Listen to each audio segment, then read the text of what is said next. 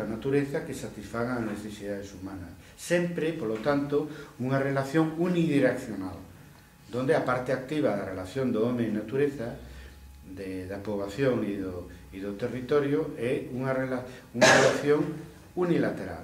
É dicir, o home é a parte activa e a natureza é a parte pasiva. Claro, pasa que precisamente o que nos ensinou o movimento ecolóxico é que a natureza acaba cobrándose, digamos, a súa parte, facéndonos pagar, digamos, o daño que cometemos a hora de extraer recursos naturales hasta que se extingue, ou a hora de contaminar aguas e de contaminar a atmósfera, etc. E ao final o pago para os humanos é terrorífico, non? Eso sabemos porque precisamente o movimento ecologista nace de esa conciencia do daño que o progreso tecnolóxico e industrial crea no medio natural. Hasta o punto de que desaparece o medio que necesitamos para sobrevivir. Porque, como a relación entre home e natureza se entendía de un xeito unidireccional, se consideraba lexítimo toda a agresión que se podía cometer contra a natureza para precisamente extraer materias primas ou simplemente traballar o campo sin sistemas de racionalidade, da súa extinción, da capa freática e todo eso, verdad? Entón, nese sentido, o que foi a Revolución Industrial, no século XX, en xeral, a relación contemporánea entre home e natureza foi unha relación bastante destructiva, en principio, para a naturaleza. E finalmente para o propio home, porque destruindo a naturaleza destruía as bases da economía, etc. E iso foi moi evidente conforme avanzou o século XX, sobre todo no último tercio do século XX. E iso para nada estaba nas inquietudes das ciencias sociais, ou se estaba nun lugar moi marxinado das preocupacións. E de feito, esa conciencia non nace do medio académico, nace do medio social, dun movimento social, que iso pasou igual co paradigma social e co paradigma feminista, pasou igual que estamos vendo agora, que é o paradigma ecologista. Polo tanto, é moi simple, é dicir, hai que estar ao día, hai que actualizar o concepto de historia. E hoxe sabemos, gracias ao ecologismo, que o home e a natureza forman un sistema articulado e que funciona como uns vasos comunicantes. É dicir, que tú si lle sacas agua a parte do vaso, que significa natureza, pois aparentemente nos beneficiamos, non? Porque vai para o vaso no que está situada a realidade humana. Pero eso, como non se repón, sobre todo no caso das enerxías que non son renovables, é moi evidente, acaba deixando sin agua a parte humana tamén, verdad? Entón, nese sentido, existe un grado de conciencia social e, sobre todo, un grado de conciencia académica. A ecoloxía é unha subdisciplina, normalmente se ensina e se investiga nas facultades de bioloxía, e simplemente hai que estar ao día e introducirla no concepto de historia. E saber que, igual que decíamos do paradigma feminista, non é que haxa que aplicar unha óptica ecolóxica en cada tema que se investiga, senón, sobre todo, e antes que nada, naqueles temas nos que seña pertinente. É dicir, hai ocasións donde o paradigma social, ou o paradigma feminista, ou o paradigma ecologista, por separado,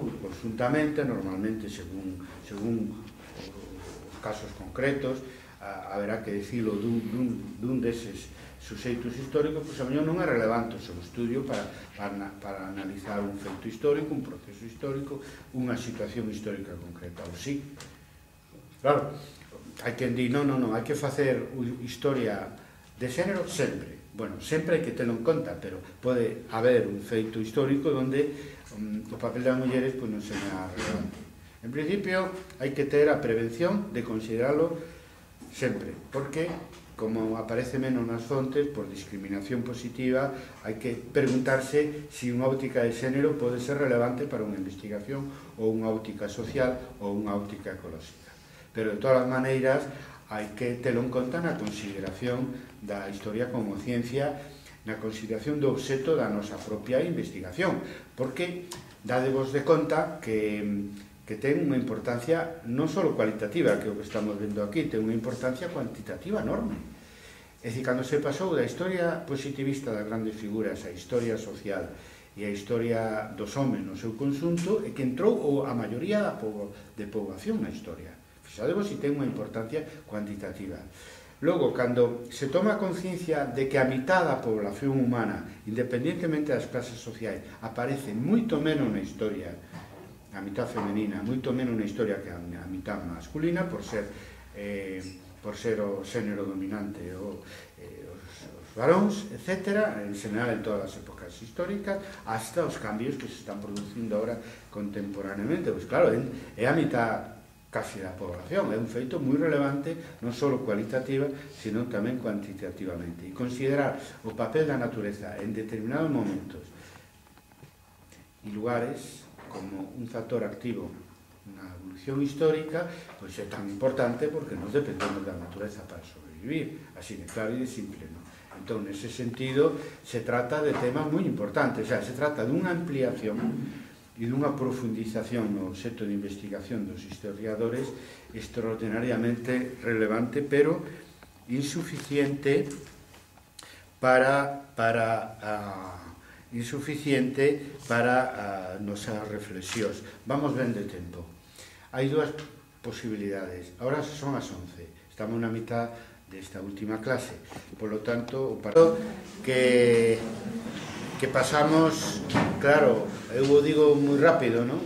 Un plazo breve de tempo, pero prácticamente nesta evolución da definición de historia como ciencia pasaron un século, prácticamente desde a primeira formulación de von Ranke a finais do século XIX sobre a historia de coñecer o pasado tal como foi, que obtuvo 43% de respostas positivas, hasta a ciencia dos homes no tempo da Escola de Anales, que obtuvo un 66%, e por fin, en terceiro lugar, xa como definición máis recente, máis actualizada, decir que a historia de ciencia dos homes e das mulleres no tempo e no medio ambiente, que tuvo o 74% de respostas positivas, pois eso, xa, digamos, no século XXI pasaron aí 100 anos. Eu non sei se vos decatades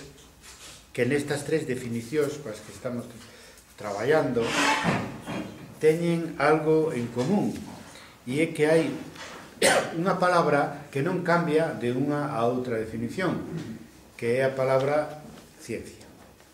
E iso é moi notorio, pero polo feito de ser notorio non quer decir que non seña algo que pasou moi desapercibido, porque ata hoxe en día, ou porque non se quiso prestar atención ao feito, por exemplo, de que a Escola de Anales, o marxismo, seguiu utilizando un concepto de ciencia pois moi semellante ao concepto de ciencia que utilizaba o positivismo, e foron tendencias moi críticas co positivismo, pero críticas na temática de investigación, pero non epistemolóxicamente, porque iso foi, na miña opinión, en fin, o flanco máis débil das vanguardias historiográficas do século XX, que non superaron epistemolóxicamente o positivismo a hora de definir a historia como ciencia. Entón, hai unha palabra que permanece igual, é dicir, que non se fai un esforzo de redefinición, polo menos un esforzo suficiente, como para que se crea a necesidade de que hai que decir algo desa palabra. É dicir, se queremos, hai que poñerlle un adxetivo, ou hai que definilo, ou hai que decir algo.